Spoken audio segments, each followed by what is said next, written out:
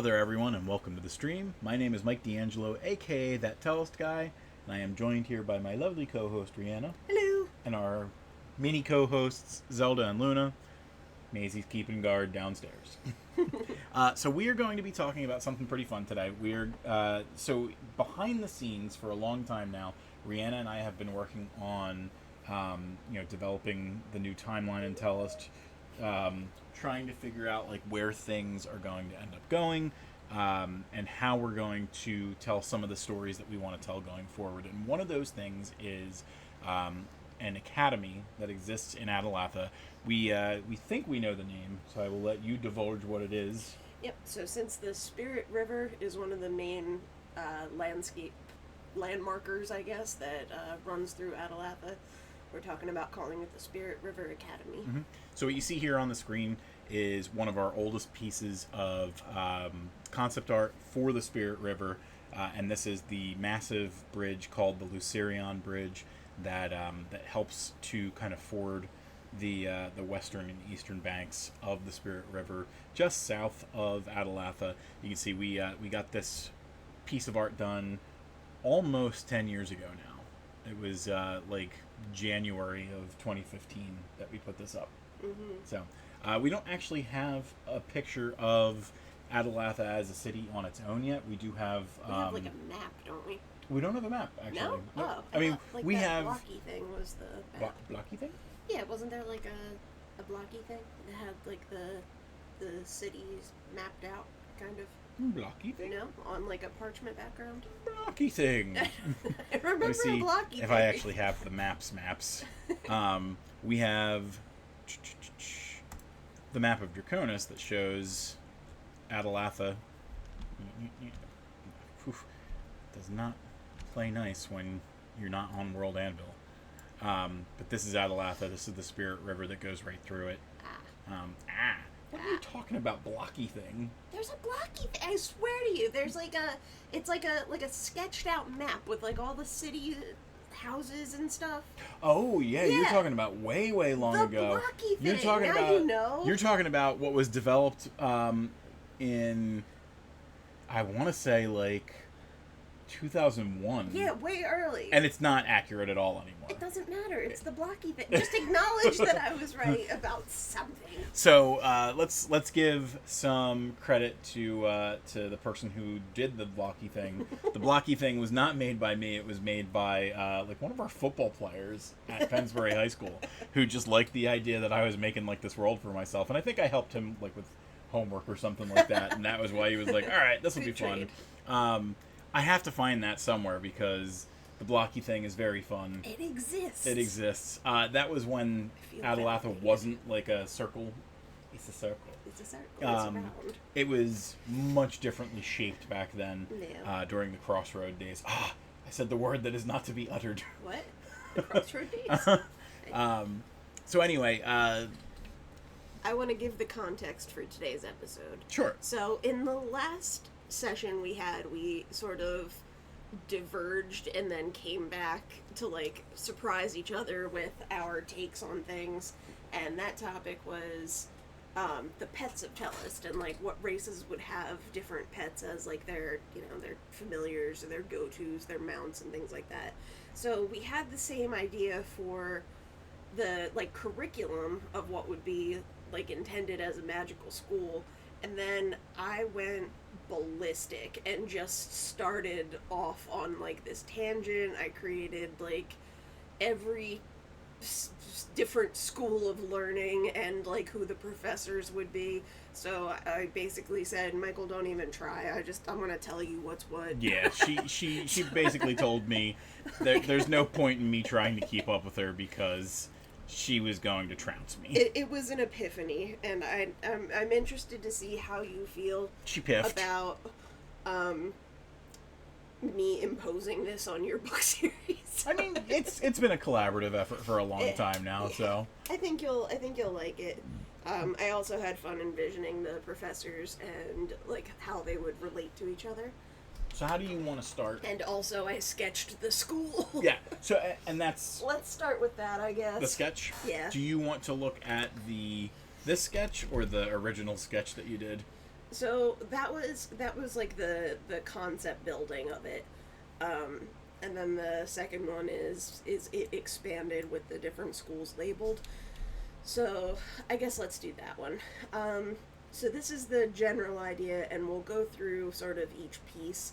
But the defining features are the tower, Right. which Androckitus. Yep. So the tower is something that's been part of Atalatha for at least until since the second iteration of the timeline. Yep. It's owned by Androckitus. It might not have always been owned by him since he is a young sorcerer, at least from outward appearances. Right.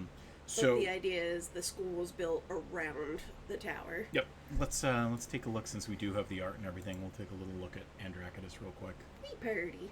And another iteration of Androckitus. He also purdy. Very scholarly. Yep. So I do have him as one of the professors, obviously, so that's like one of the big pieces. The other one is terribly poorly sketched, I acknowledge. But the idea is this entry hall has sort of like phoenix wings, and the phoenix is the symbol of Atalatha. Yeah. It's surrounding the emblem. door. It's the heraldry. Right. And it's also magical torches that are burning. They use it for their banner. They use it for the. It's basically like the reason that the Tower Sphere team is called the Atalatha Firebirds. Right. So. And then all the way at the top, there's another phoenix sort of statue at the top there. I love it. Okay, so why don't we start? I'll just go down the list that I have. So the idea, first of all, is when it's more than a magical school. This is not Harry Potter. It's not for like a certain age group or anything. It's literally a learning center that is available to anyone in the city. And we had talked about it, like, we kind of like the perspective of, like, if someone is coming into abilities, whether they're older and like an ability presents itself that they didn't have when they were younger, it is very much, the Tellest universe is very much like the X-Men, where like typically if you're going through puberty or something like that, will present. That's when they're going to manifest. But we also know that the Tellest universe kind of lends itself to, if you're in the right place at the right time, something can happen. So Bixby, for instance, was well ahead of puberty when he got his power.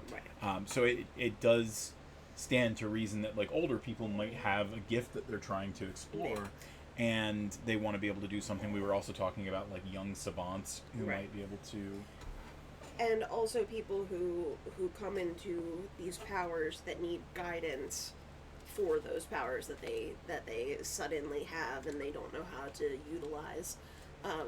And also Atalatha is like a hub for travel. Like people from all over the world can come to this learning center to hone their skills, to share ideas. Like it's and they're very open artsy. too. They're open. It's of all the places in R'lyeh, which is the kind of kingdom that Atalatha is in, it's probably the most open to other races and stuff.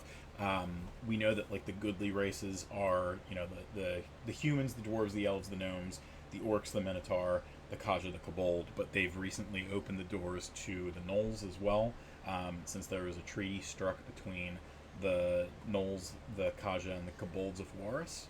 So they're moving forward into a more peaceful era, so to speak, because they're at least in this timeline, the god of war hasn't been using his influence on these races and these kingdoms and stuff like that. I like it.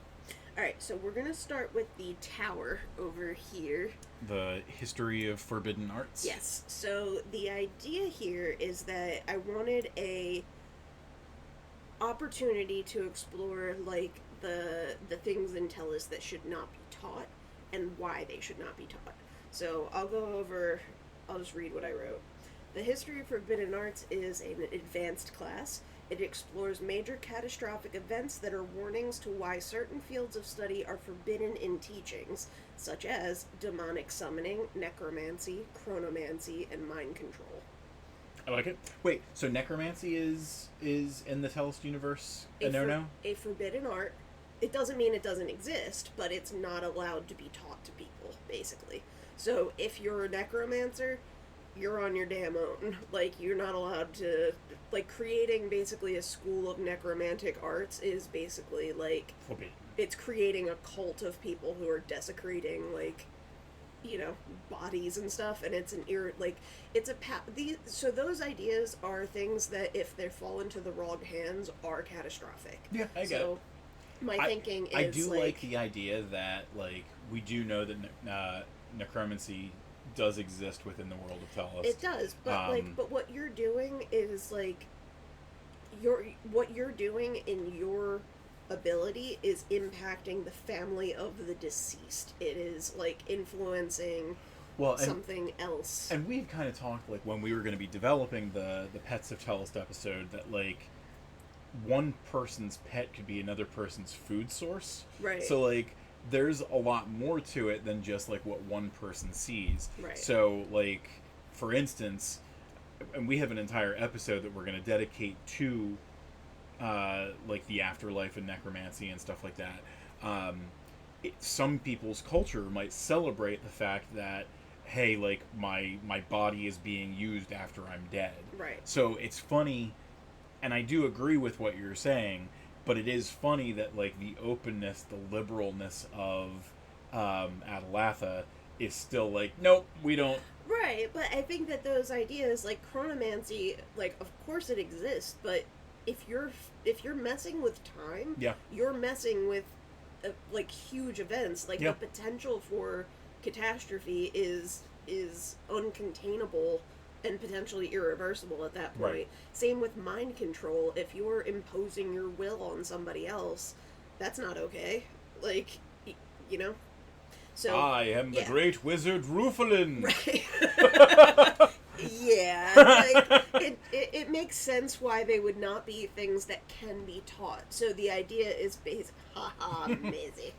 So the idea is basically, like, a cautionary bit that, you know. No, I like it. Okay. I can also see that being, like, antithetical to everything.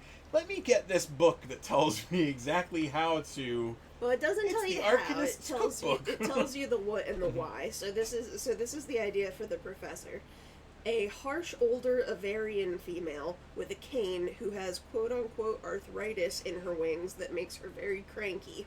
The students suspect she was cursed at one point, as she often appears in pain. She generally distrusts the other professors, except for the alchemist professor who gives her pain elixirs. She has felt the brunt of forbidden magic and still has nightmares from her younger days. She teaches to warn others about the lore of forbidden magic, the lore that forbidden magic holds, how cults and other groups have used it for the detriment of all. While she's a harsh teacher, she's also very skilled at identifying those who may be at risk for delving into these arts, and approaches them with empathy and guidance. She firmly believes that identification and intervention in the forbidden arts has shown to reduce their risk to themselves and to others. So let me ask you some follow-up questions, Yes. if that is okay. Of course. So let's pretend for a moment that you are someone with chronomancy abilities. Mm-hmm. You have the ability to somehow do something to time. Is what the history of forbidden arts, like, lessons supposed to teach how to best use your abilities, or is it a situation where if you have that ability, they want you to not use it at all? I think that it would be a one-on-one scenario. It is a case-by-case kind of study. study. I do have. So we've got. First of all, we've got 14 other schools to Oh, go yeah. through. This is going to take us until 9 o'clock. Yeah, probably. And then we can always do a two-parter as well. Could be. No, I'm excited. I want to tell you everything today. The other piece of it is that there's, like, a tribunal, basically, of, like, when something needs special attention. And that's not to say that someone could, like, if they were chronomancer or necromancer, it's not to say that they're cast out of, like, this learning academy. These people have resources to other, like, mentors and other people who they could say, your power is too dangerous to bring into this school where so many people are still learning, but you can explore in this location with this person who's, like, a trusted I like it. associate. So they're not completely turning their back on the type of ability that someone has. It's not naturally evil. It's Right. just it's a forbidden art for a reason. We can't teach you how to better use this, but we can give you resources to help you with it. I like it. Basically. I like the idea of like Juramentado being able to be like, hey, I have this ability. I'm going to use it, but like maybe Right. there's a way that we can kind of use it for good rather than Right. for evil, and have like a system of checks and balances. And I Right. think that there should be like some sort of it's the same as like if someone's hanging on to a nuke, basically you want to check in with that person. You don't want to just cast them out and give them reason to use it, you Right. know, like, hey, how you doing, buddy? You doing okay? Let's talk about responsible nuke ownership. I like it. All right, so that's that one. The next one is cultural anthropomorphology. So Lucinda's the teacher. So no, it's not. So this is anthropology, basically, but for anthropomorphic races. Aha! So it is studies of the races of Tellest, their traits, cultures, languages, various art forms, customs, dress, etc. It makes an argument for multiculturalism and how all races of Tellest benefit from working together and learning from each other. So basically just a culture share program. Yeah, like you said, it's very liberal arts. Yeah, very liberal arts. You can have, like, you know, today is Kaja Day. We're going to explore, like, their food and their, you know, customs. These people of Tellus celebrate this holiday. Like, you know, these are the tools. These are the things that they use. Like, They have these are their the own talking languages that they Tellists. speak, basically, yeah. Is it one central professor here, or is it like a rotation of... So it's a central professor, but in most of these, there's one, like, the professor is not the only teacher. It's the head of that school of learning, but they often have, like, guest speakers that are specialized in Guest certain proctors. ways. Yeah. Here's the fun part. The professor is an uncomfortably good-looking, muscular Rhinotaur male who looks like he should be at the front lines of battle, but is super nerdy and loves making dumb jokes and puns. Everyone laughs because he's good-looking, but they're really stupid jokes. He also has a crush on the elemental magic professor, but is terrible at flirting. I just love the idea of a big, hulking, muscular, like, charismatic figure who's just very, very, like, awkward. And I think it's a cute little dynamic. I like it too, and I'm happy that it is an anthropomorphized character instead of like, hey, I'm an elf and I'm teaching this. Right. Speaking of elves, the next one is arcane grimology. It is the study of ancient languages, text, grimoires, and scrolls. That is, yeah, you found it. Yeah, you found it. And it's attached to the library. So I imagine the library having like lots of windows, but basically being like centralized in the school, like to the middle of the school. It studies of text, grimoires, magical symbols, runes, anything of like the written word, basically. The professor is a hundreds of years old, dignified elven male with extremely large glasses that magnify his eyes comically large. He's only interested in books, not very sociable unless there's something interesting to learn. He's haughty and mostly speaks in literary quotes. He knows multiple languages and sometimes forget what language he's supposed to be speaking in and slips into another one or a weird hybrid of both. He is the only one who genuinely laughs at the Rhinotaur professor's puns because he likes playing with language. Nice. So we identified that this guy is a hundreds of years old elf. How many hundreds? Was he around before the other races started to arrive? I wouldn't say he's like Icarus old. I would say maybe like Icarus is thousands. Yeah. I would say hundreds of years old in the sense that like he's had 600 or 700 years to learn the languages of so pretty multiple. darn close to when like the convergence happened. Yeah, like he's been around basically, but he's been like imagine like the Twilight Zone. It was time now, man, but he didn't break his glasses, so he had all the time to learn. Yeah, I imagine him like fun but a little awkward, but very, very smart. Like to the point where he literally babbles because he has so many thoughts in his head. The elemental arts are next.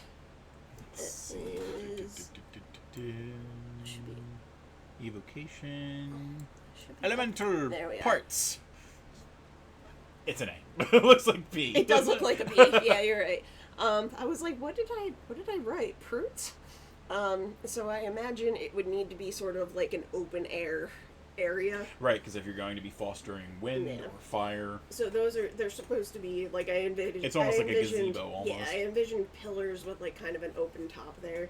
So the elemental arts are for honing skills related to wielding earth elements. So earth, air, fire, water, all that good stuff. Rocks, I don't know, whatever you want to say. The professor is a young, storm-calling satyr female, naturally gifted in the art of air manipulation, but has studied all elemental magic and performs the spells adequately.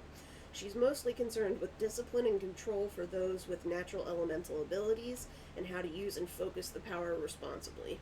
She's very connected to the earth and unlocking others' connection to the natural world. She's very aware of her power and has felt the fear of others when she wields it. Universally well liked by the other professors, but especially hated by the Forbidden Arts professor. The reason she doesn't like her is she's alluring and powerful, like the Forbidden Arts. Aha. Also, as an air wielder... I have a crush. Baby. And as an air wielder, she's, she basically controls the skies, which the Avarians... are in control of typically. I don't trust what I can. Basically, so she could essentially knock Avarians out of the sky with her power, and that's threatening to the already paranoid. So Avarian. let's talk a little bit about like some of the other things associated with this professor and this kind of grouping. Okay. She's also the object of the Rhinotaur's flirtations. I see.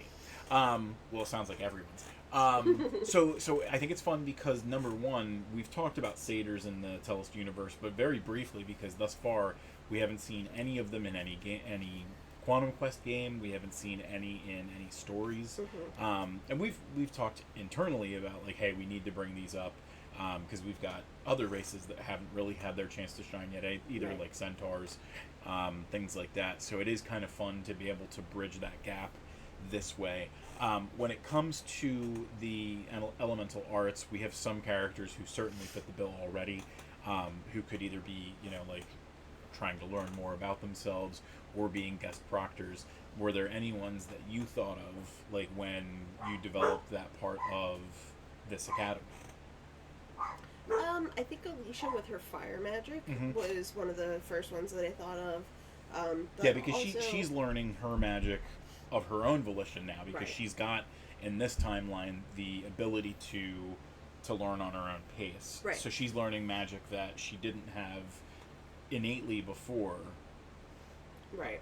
So I imagine that she would be like dual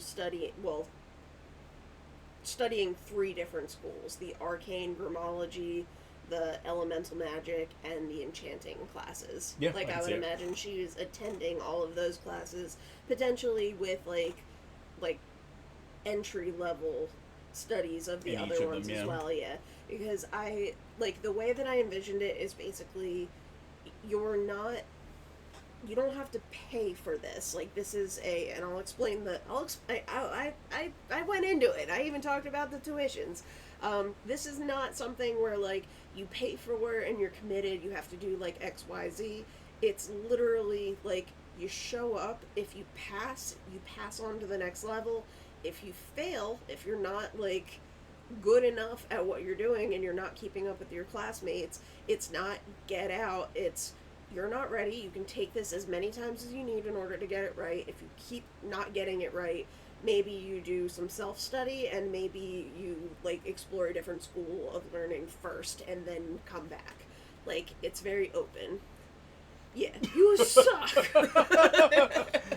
So, let me keep, while we're here, we'll talk a little bit more about the elemental arts. Some other proctors that I was thinking could be guests were Edmund. Yes, 100%. 100%. Our Stormcaller, and then to some extent, Naralindra with her wind magic would be another fun one. They would have a good time. Yep. We don't really have too many Earth people yet, but Lionel, Quicksand from April Fools, he could guest. Maria could guest as a fire caller as well. there's a decent level of people who could come and share what they know. Yep. So I was thinking, like, the reason that these people are professors as well is, like, it is a meritocracy. Like, you get to your point by being the best in these your professors field. are really talented. They're very talented, but that doesn't mean that they're, like, better than other people within that school. Like, Right. it means that they've proven themselves to be worthy of leading others. Right. So Maria might not just be a guest speaker, she could learn from the Right. satyr. Like, this is a collaborative environment to show your skills and hone them. Let me ask one more question before we move on from elemental arts. So we definitely have within the realm of Tellest different ways that you can acquire magic. We've got the people who will learn by research and developing a connection to the arcane, and we have other people who have developed magical talent because of the strain. Yep. Do they distinguish or differentiate between those two in elemental arts? So, no. It is, like, I would call the elemental arts the practical application, Okay. whereas, like, the arcane schools and a couple other ones would be, like, where you get your source material from. Okay. And I think a lot of these are, like, classes that you would take simultaneously. I think that the purpose of the elemental magic is not just, like, learning how, it's learning why. But, like, but it's basically, like, your opportunity. It's like gym class, but for elemental magic. I like it. Okay. Transfiguration and the illusory arts. So this would be a Lucinda guest. This is one place, right? Yes. Okay. So I figured it would be sort of adjacent to the arcane grimology. And also kind of overlook the combat yard. Yeah, because you could make training dummies of all. Yep. So here's the idea. It's the school itself is the art of magical trickery and how to use it responsibly. Illusion magic and transfiguration, anything related to manipulating the world around you and how to use it for entertainment, protection, quality of life improvements, and survival. The professor is a Blacklanian former convict human wizard rogue. That's a lot. It is. A controversial pick for the position, but undoubtedly skilled in illusion magic. He's particularly adept at changing his own appearance and changing his voice. While he's served his time for petty theft, he's become an entertainer and freelance interior decorator. He laughs off the distrust of certain colleagues, and he's the go-to for whenever the Academy hosts a delegation or festival. I like it. I imagine him being very, like, not flamboyant, but very, like, how would you... Think like Versailles, you know, like very, like, he likes opulence, he likes decor, he likes to put on a spectacle. He's a charismatic entertainer and changes his face and appearance for fun. So I imagine that he's like, a bit of an actor. He's he's theatrical. That's what he is, theatrical. So the idea is like, oh, a Blacklanian, we have to, you know, he was in jail, he served time, and you go in and he's like, welcome class. We could have him be associated with the Cirque du Malorum. We could have him be associated with the Cirque du Malorum. Certainly, if he's been in the city for a while, he may have heard of the imprisonment of Renault Fowler, who is the prince of Blacklane, one of the two, and has been kind of making friends with the Atalathans, and is one of the reasons that the treaty that's been struck between the two kingdoms has been allowed to transpire. I like it. So, we good on that one? We is good in that one. Excellent. Alright. Actually, now that we talk about this stuff, the whole kind of concept of the Academy might be kind of like, you know how they'll let like prisoners do like learning programs while they're in prison. Right. Maybe that's what they do for Renault. Like they let him out of the Atalathan prison to like better himself once he learns that he has powers. Yep. I think so. I get into it a little bit later, but one of the ideas is basically like, again, there's not really a tuition or a cost associated with it. The trade is that you have to basically sign a contract saying like you're going to follow the standards of conduct, and the conduct is basically don't hurt anyone around you intentionally or try and, like, I'll go into the punishments later, but Are we about halfway done, you think? Or do we have, like, 1 or 2 more to go before we're halfway there? give me 2 more and then we'll... Well, what I'm thinking is, let's just do 2 parts. We'll end one episode, maybe take a 2-second break so that we can refill waters and stuff like that. We'll take a break, we'll do a second part, and then we'll have more content to throw up on YouTube instead of having, like, an hour-and-a-half episode. I see. Okay, but we can still talk about it today. Yeah. Yeah, cool. Alright, so give me 1 more. The divining arts. There's the Divination? Divination, yep. There's a little telescope up on the tower there. So a little bit of astrology and astronomy as well? A little bit. So I don't know if necessarily this is the right race to put in here, but I kind of like the idea. So the divining arts are prophetic magic for seers and oracles. Basically anything that has to do with, like, scrying or reading stars and stuff. We've explored that a little bit in Mageborn. Yep. All the different kinds of divining, but it was very brief. You know, it was just Gaston basically saying, like, let's find a divination method for you, and here's all the different ones before we found one that Adelia liked. And what was it? Gaston really liked Claromancy because he's like the big. He would go very well in the Grimology as well because he likes his books and his learning as well. He do like his books. He could be a guest speaker. So a kind and eccentric troll female. Well, and trolls are so versatile that, like, she could certainly look however we needed her to look. She could, yeah. Cool. Who reads tea leaves, bones, star positions, and knows some rare shamanic arts. She's adamantly against prejudices and judgment, and will be the first to correct someone who expresses any microaggressions toward other races. She is the go-to for when decisions need to be made, but acknowledges that her predictions are rooted in vibes and not specifics. So basically, if she has a good feeling or a bad feeling, she trusts that based on, like, whatever she's using. She has lots of adornments, so a lot of piercings, a lot of tattoos, very, like, colorful in her dress. I imagine her having, like, a piercing from her nose to her ear. I like that. She recognizes the nature of predictions and readings in influencing events, so she's responsible with it, and she teaches caution to those who study these arts. This professor has been voted most likely to be disappointed, not mad. Right. Exactly. And it's another one of those situations where, like, you see a troll, she's all, like, decked out, you kind of have, like, this perception of, like, oh my god, she's, like, this punky, like, alternative weirdo, but she's very, like, kind and accepting. We're gonna be talking about our feelings today? Exactly. I like it. And if we don't talk about our feelings, I'm going to burn you alive. No, I'm kidding. So we did, what? Arcane Grimology, Transfiguration, Elemental Arts, History of Forbidden Arts, Divination. We did Cultural Anthropomorphism. Do you want to do one more? Yeah, let's do, Well, let's do it in order. We'll, okay. Alright, so one more. Ancient artifacts and the art of enchanting. So that is over here in this little tower with, like, all the balconies around it. A study of known enchanted artifacts, so ones that already exist, and a practical guide to identifying magical objects, and how to enchant new items. So I could see a couple of the 9 people showing up here as well. As well as Luca.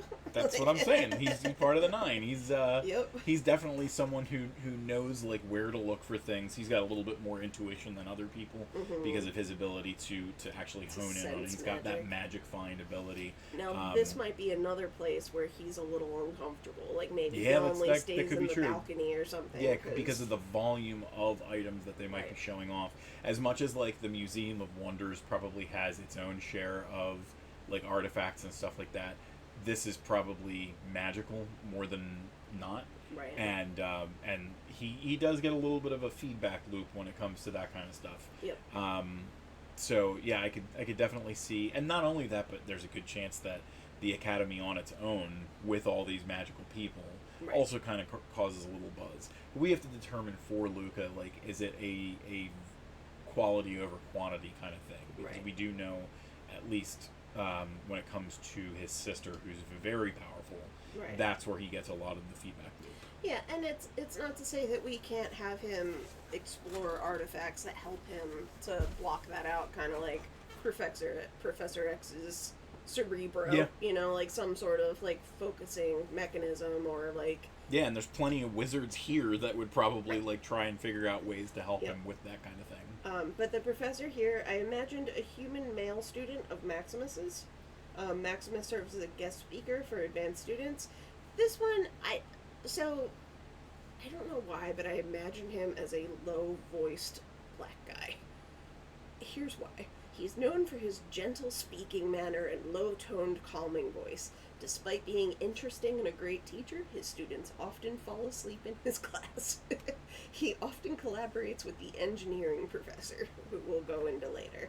But, like, ethnicity in fantasy is not, like, it needs to be more and you're very much prominent. Like, you very much want to, like, develop, like, a different, more openness to this kind of stuff. Because, like, Roentis is kind of, like, following that same pattern for you.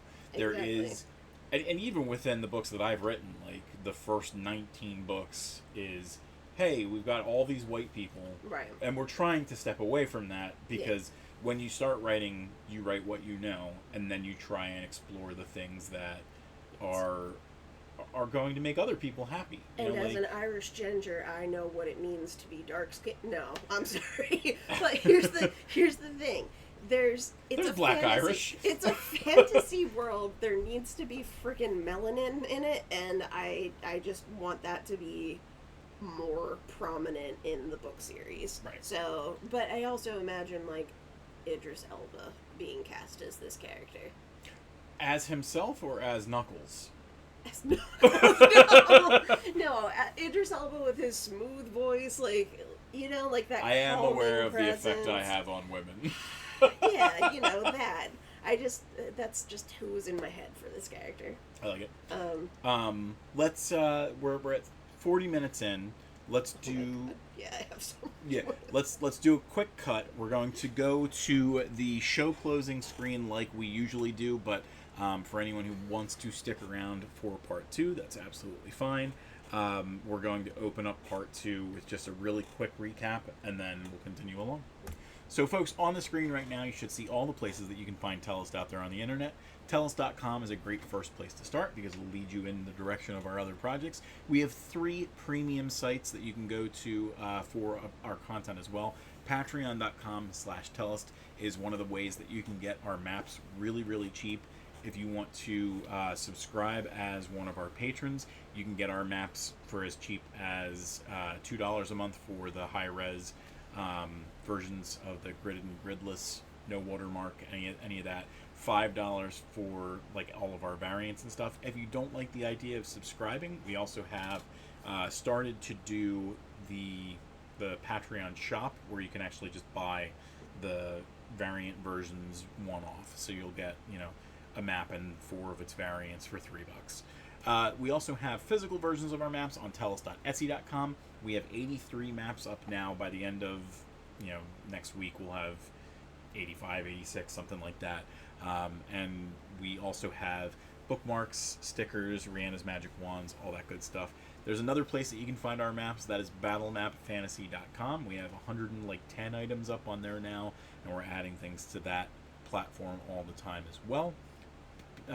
Stay tuned. We're going to have a lot of other ways that you can get our maps very soon.